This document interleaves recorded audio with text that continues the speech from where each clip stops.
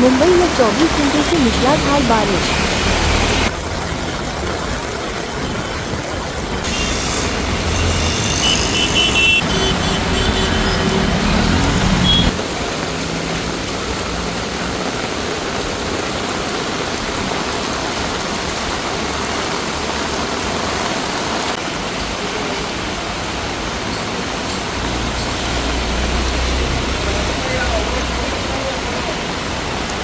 गर्मी से राहत, Thums up का चिन्ह।